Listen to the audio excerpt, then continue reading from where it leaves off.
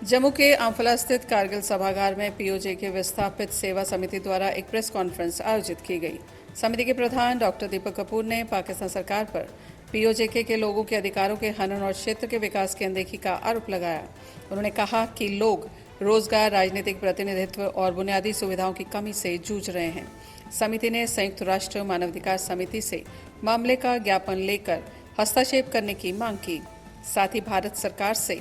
विस्थापित लोगों के हितों की रक्षा और उनकी समस्याओं के समाधान के लिए आवश्यक कदम उठाने की अपील भी की गई। आज से पहले हमेशा हम आप लोगों से भी बात करते थे, जो भी बातचीत होती थी वो यही होती थी कि हमारे साथ बड़े जुल्म किए पाकिस्तान ने 47, 48 में, 1965 में, 71 में हिंदुओं और सिखों के साथ बहुत कत्लेआम हुआ, बहुत बड़ा विस्थापन हुआ। परंतु आज जो हम लोग यहाँ आए हैं वो ये बताने के लिए कि पाकिस्तान का असली चेहरा क्या है, पाकिस्तान का असली प्रयोजन क्या है इस सारे जम्मू कश्मीर और पीओजेके के विषय। शुरू से ही पाकिस्तान को कोई मतलब नहीं था पीओजेके के लोगों से, उसे मतलब था पीओजेके की ज़मीन से, यहाँ के मिनरल से। ये ज़मीन उसने इस्तेमाल आज तक की है सिर्फ और सिर्फ टेररिज्म को एक पनाह देने के लिए। टेररिस्ट के हाइड आउट्स हैं वहाँ, ट्रेनिंग कैंप्स हैं वहाँ,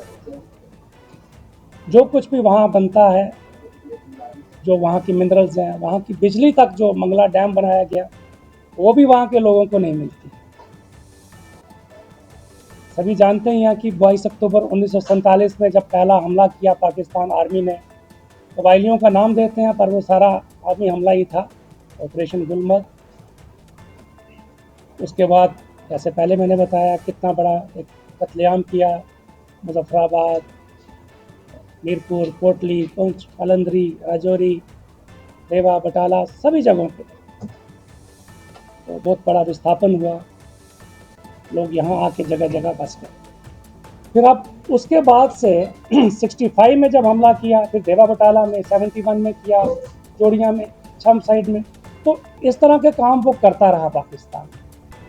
परंतु कभी भी उसने वहाँ के लोगों की सुध नहीं ली। ये बात अब वहाँ के मुसलमानों को भी समझ में आ रही है कि वो पाकिस्तान उनका भी सगाई है।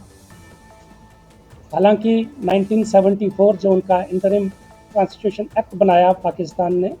उसके हिसाब से वहाँ उनको एक पार्लियामेंट्री टाइप ऑफ गवर्नमेंट देनी थी पीओजेके के लोगों को। कहने को वो उसे आज़ाद कश्मीर कहता है, परंतु वो आज़ादी सिर्फ पेपर्स में है। रियलिटी में वहाँ पर जो कॉन्स्टिट्यूंट असेंबली है उसे कंट्रोल करती है इस्लामाबाद की parliament through ministry of Kashmir affairs and northern areas. वहाँ के जो इलेक्टेड मेंबर्स होते हैं, वहाँ का जो इवन कहने को प्राइम मिनिस्टर होता है, परंतु उसकी जो पावर्स हैं वो हमारे म्यूनसिपल कॉरपोरेटर से भी अधिक नहीं। कोई भी कार्य वो इस्लामाबाद से पूछे बिना नहीं कर सकता। टोटल कंट्रोल पाकिस्तान हुकूमत करती है, पाकिस्तान की पार्लियामेंट और पाकिस्तान की आर्मी। ये जो जून में हम लोग देख रहे हैं जो हो रहा है मीडिया में, इवन पाकिस्तान के डिफरेंट चैनल से भी आजकल चीज़ें आती हैं, ये सिर्फ अभी का नहीं है, ये टाइम टू टाइम वो लोग करते रहे हैं। वहाँ एक जॉइंट अवामी एक्शन कमेटी का गठन हुआ है। 2019 में पहली बार वहाँ पर एक प्रॉपर विद्रोह की तरह से काम किया गया, फिर 2024 और 25 में भी ऐसा काम हुआ, परंतु वहाँ की सरकार हमेशा इसे बुरी तरह से दबाती आई है। साथ ही साथ वो कोशिश करती है कि वहाँ डाइल्यूशन की जाए पॉपुलेशन की, क्योंकि पीओजेके में तो सभी जानते हैं कि पहाड़ी कल्चर के लोग हैं, तो वहाँ डाइल्यूट करते हैं वो, वहाँ पंजाब एरिया जो उनका है वहाँ से लोगों को ले जाकर बसाने के। यही काम पाकिस्तान गवर्नमेंट सिंध बलोचिस्तान में भी करती है, तो वहाँ भी विद्रोह चल रहे हैं, सभी जानते ही। तो इस ढंग से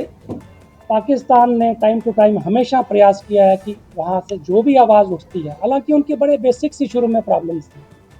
नौकरियाँ, बिजली सस्ती दो, महंगाई बहुत हो गई है, जो बिल्कुल बेसिक फैसिलिटीज़ है, रोड्स नहीं है वहाँ पर, परंतु आहिस्ता आहिस्ता वो इतना बढ़ गया कि अब वहाँ पर एक क्लियर कट मैसेज आ रहा है कि वो पाकिस्तान के साथ नहीं रहना चाहते। यहाँ तक कि बहुत सारे लोग, बहुत सारी जमायतें वहाँ की भारत के साथ आना चाहती हैं, क्योंकि जब वो यहाँ के वीडियोस देखते हैं, यहाँ का मीडिया में देखते हैं, तो उन्हें पता लगता है कि यहाँ पर कितनी तरक्की हुई है और यहाँ सच में लोगों को कितनी आज़ादी है अपना विचार व्यक्त करने का, कुछ भी काम करने का। तो ये सब चीज़ें उनको अब लुभा रही हैं कि वो अब उधर से ही आवाज़ आ रही है कि वो अब चाहते हैं कि वो भारत के साथ। ये तो एक लंबी प्रक्रिया होती है, पर विषय ये है कि जब वो आवाज़ उठा रहे हैं, एक पीसफुल ढंग से डेमोन्स्ट्रेशन कर रहे हैं, तो पाकिस्तान की हुकूमत और पाकिस्तान की आर्मी उन पर गोलियां बरसा रही है। डंडे बरसाना दूर की बात, वो चीज़ फायरिंग कर रहे हैं। ऑफिशियल फिगर वो छोटा ही देते हैं, परंतु सभी जानते हैं ये सैकड़ों में लोगों की जानें वहाँ गई। एक कोई यदि अपने बच्चे के लिए अच्छी एजुकेशन की मांग करता है, उसके बदले उसे गोली मार दी जाए, तो ये कहाँ का इंसाफ है। हम ये भी कहना चाहते हैं कि जो बातें बड़ी बड़ी हमेशा ह्यूमन राइट्स वायलेशन यहाँ कश्मीर में होते हैं, उन्हें अब देखना चाहिए कि ह्यूमन राइट वायलेशन किसे कहते हैं। और हम ये अपील तो करेंगे United Nations human right committee को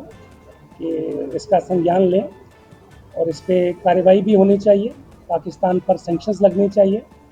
और जो भी उनके ढंग से कार्रवाई होती है वो भी उसके ऊपर होनी चाहिए। साथ ही साथ हम अपनी भारत सरकार को भी अपील करते हैं कि ये समय ऐसा है कि जब पीओजे के सभी आवाज़ें आ रही हैं आने की, तो इस विषय में जो उन्हें विचार करना चाहिए और जो भी स्टेप्स होते हैं पीओजे के वापस लेने के, सिर्फ पीओजे के की बात नहीं हम कर रहे, पीओटीएल और COTL, Pakistan occupied territory of Ladakh और चाइना ऑक्युपाइड टेरिटरी, क्योंकि हमारे जम्मू कश्मीर का अभिन्न हिस्सा है, जिसकी कि महाराजा हरि सिंह जी ने विलय पत्र पर हस्ताक्षर किए थे कि ये पूरे भारतवर्ष का अभिन्न हिस्सा बन गया है 26 अक्टूबर 1947 को। तो ये वापस आए, हम लोग भी अपने अपने इलाकों में वापस जा सकें और साथ ही साथ जो वहाँ के लोग भी हैं जिन्हें इतनी तकलीफ़ें जो भोग रहे हैं, उन्हें भी इससे एक कुछ हद तक राहत मिल जाए। तो विषय तो बस इसी तरह का है कि हम लोग भी अपनी सॉलिडरिटी उन लोगों के साथ दिखा रहे हैं। हम सब पहाड़ी क्लैन के भाई हैं, उस समय जो भी हुआ, जुल्म हुए हिंदुओं सिखों के साथ, परंतु आज वही जुल्म पाकिस्तान सरकार वहाँ के पीओजे के मुस्लिम रेजिडेंट्स के साथ भी कर रही है। और भी उनकी जो डिमांड है कि एक प्रॉपर पॉलिटिकल रिप्रेजेंटेशन नहीं है, एक तो जैसे बताया कि पावर्स ही नहीं है, और दूसरा कुछ 12 सीटें जो होती हैं वहाँ, 6 जम्मू और 6 कश्मीर जो भारत के पास हिस्सा है उसके लिए, तो वो कहीं भी सेटल होते हैं आउटसाइड पीओजे के भी, वो लोग ज़्यादातर उसमें इलेक्ट होके आते हैं। तो वो थोड़ा उनका लोकल इशू रहता है कि भाई इससे पावर की डाइल्यूशन हो जाती है। उनके विषय अपनी जगह रहे, परंतु हम साथ ही साथ एक अपने जो हमारा अपनी तकलीफ़ है वो भी हमारी जागृत हुई है ये सब देखकर, और हम उनके साथ खड़े हैं और साथ ही पूरे विश्व को अपील करते हैं कि वो भी उन्हें एक इंसानी दृष्टि से देखें सभी को, और इसका एक हल निकाला जाए जल्दी से जल्दी पीसफुल ढंग से, या जो भी तरीका है सैंक्शंस लगा के व्हाटएवर वे, और हमें हमारा पीओजे के भी वापस मिले और वहाँ के लोगों को भी इससे राहत मिले।